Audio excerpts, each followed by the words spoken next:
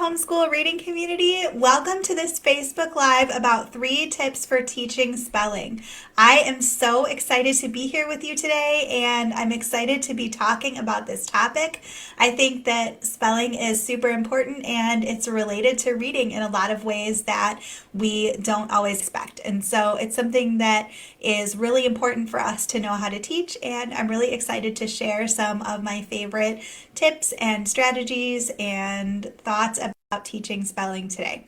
This is actually a question that got brought up by another member of the community and something that she reached out and asked. And so I'm super excited to be able to use this topic to do a Facebook Live today. But first, I just wanted to talk really briefly about why spelling is important.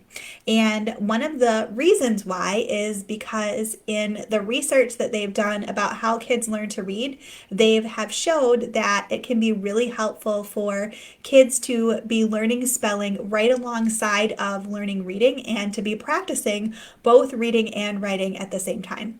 They call the process of reading, when kids are taking printed words and turning those into thoughts and ideas in their brain and being able to understand those words, they call that decoding. And when kids are doing the reverse, when they're taking the thoughts and ideas in their brain and turning them into words, they call that encoding. And those two processes in our brain are sort of like inverses. They work backwards. And so when our kids are doing both of them concurrently and at the same time, then the research shows us that they do both better. And so as we're teaching our kids to read, if we're also teaching them to write the same words that they're reading and we're teaching them to spell those words, then they're going to become stronger readers and also stronger spellers. So there's a lot of advantages to doing both at the same time. All right, so spelling is also a great way for us to be able to practice phonics with our kids, because as we're teaching them those rules of what sounds the letters make and combining those sounds to make words, that has a really natural extension into spelling, because we can teach our kids to spell those words at the same time, and we can be able to have them have those great back and forth decoding and encoding, reading and writing experiences at the same time that science says is so beneficial. So let's talk about how to do it, because there are a few strategies that I think are super important. Some of these came from my own experience homeschooling my kids. Some of them have come from my research with learning about reading and writing, and a lot of them have also come from my experience as a classroom teacher. You may or may not know that before I had my kids, I spent a little over a decade in the classroom, and that included time in a Montessori elementary school. So we did a lot of hands-on activities, and I'm going to share a few of my favorites of those today as well. So one of the things that I think is super important, and my first tip for teaching spelling, is that you really want to focus on one phonics rule or one word pattern at a time. And you want to make a spelling list or find a spelling list for your child that really focuses on just that one pattern, that one rule. And so this is really important because it will help our kids to solidify those phonics patterns, and it also will help our kids to be able to learn the pattern of the words and not just memorize the words themselves. The research shows that when our kids are just taking a whole word and memorizing that as a whole word, for reading, for example, that it can take up to 500 repetitions of a single word for kids' brains to memorize that. And when they do, it's memorized in a way that can cause them to forget. So this can be tricky for us if we're teaching our kids sight words or memorizing sight words, because that process doesn't work with the way that our kids' brains learn, and thus it takes longer. And so spelling works the same way. If we can give our kids a pattern to learn and help them to learn the pattern and then apply the pattern to different words, then not only will they hopefully be able to apply that pattern to words that follow the pattern but might not be on the spelling list, but it will also help them to be able to understand, which will help them to remember better, and it will hopefully help them to circumvent the we might have to do it 500 times and we're probably going to forget it a bunch of times before we memorize it process, because that's frustrating for us and for our kids, let's be honest. So the more that we can really base it on those rules, the better, and the easier it'll be for our kids. So you want to look for one pattern of letters. Maybe you're working on silent E. So all the words in your list are going to have a long vowel sound and a silent E at the end. Or maybe you're working on a certain a certain combination of letters. Maybe every single word is going to be a past tense word that ends in ed, and some of them are going to have the ed sound, and some of them are going to have the t sound. Or maybe you're going to, just choose one pattern, one kind of word, and make every word on the entire list be that pattern. So that's super important. And that's the first tip. The second tip is that you want to customize your spelling to fit your child. And I absolutely love this tip because this is where we as homeschool parents can do so much better for our kids than they could ever possibly get in a classroom. So when I was teaching spelling in a classroom, I would have to give the pretest if we were going to have one, and then that would be our list of words for the week. And the kids who knew 0 of those words would have to struggle through the entire list of 10 or 20 or whatever and hope they could get them all down by Friday. And the ones who already knew all 20 would sit there bored and learn nothing all week and then take the same test and get 20 out of 20 or 10 out of 10 or whatever again on Friday. But the great news is that we as homeschool parents can really customize the spelling exactly for our kids. So the best way to do this is to make use of the pretests. So before you start your spelling review with your kids, you want to give them some sort of a test or quiz and help them know or help you know what it is that they know already. And you don't have to make this formal. You don't have to bust out the number 2 pencils and make it all scary. You don't even have to call it a test or a quiz if you don't want to. My son is really motivated by games and competitions, so we call ours a spelling challenge. And he gets to use a whiteboard, and he gets to erase and change it as he goes. And I'm just challenging him to see how many of these words he can know. And when he gets one right, I'll be like, wow, that was awesome. You were too tricky for me. So we make it very lighthearted and very fun in our home. And there's not a lot of test anxiety or stress. And I don't think there has to be when it comes to spelling, because you're just finding out what your child knows and what they don't know. So that's the point of the pretest. You can do it any way that you want as long as you figure out which words on the list your child already knows, because then you're going to skip those words. And you can come back to them later in a review if you want to make sure they know them. But in general, you're going to want to focus only on the words from the list that your child doesn't know. And with that, you can possibly do more words because you're skipping all the ones that your child knows and you're just giving them the right amount for them that they need to practice. So you're going to do the pretest at the beginning. You're going to give them a few days of practicing the words, and we're going to talk about how to do that in just a second. And then you'll give them another kind of assessment of some kind to see how they did. And then you can repeat the process. And so when you're doing the ending assessment, again, it doesn't need to be stressful or test anxiety. You can just tell your kids what they're working on and see how they did, and see if they figured it out. And then you can also review your words often.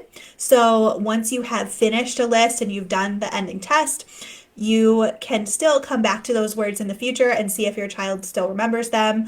Or maybe you do 3 or 4 lists and then you have a break week, and during that time you review all the words from all the lists. That can be a really great way to help make sure that these words are actually going into long-term memory and that they're not just memorizing it for the test and then forgetting about it.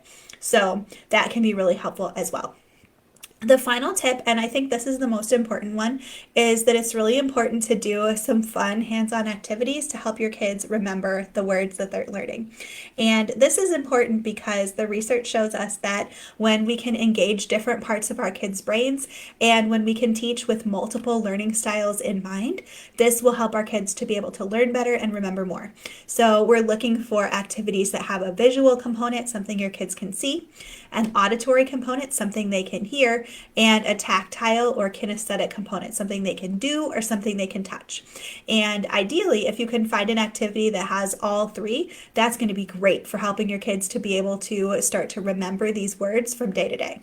So I wanted to share a couple of activities that are some of my favorites and some of my kids' favorites so that you can just have some ideas or start to think about these. If you have an activity that you use in your homeschool for spelling that your kids really like, please share that in the comments as well, and we can hopefully brainstorm together and come up with a list of activities as a group that are a good fit or that are fun activities that other kids have liked. My son's favorite, I wanted to start with that, is this set of stamps that we got These are Melissa and Doug letter stamps, and this kit of stamps came from Amazon. It was not the cheapest stamp set out there, but it wasn't super expensive, I don't think. I'm pretty sure I got it on sale.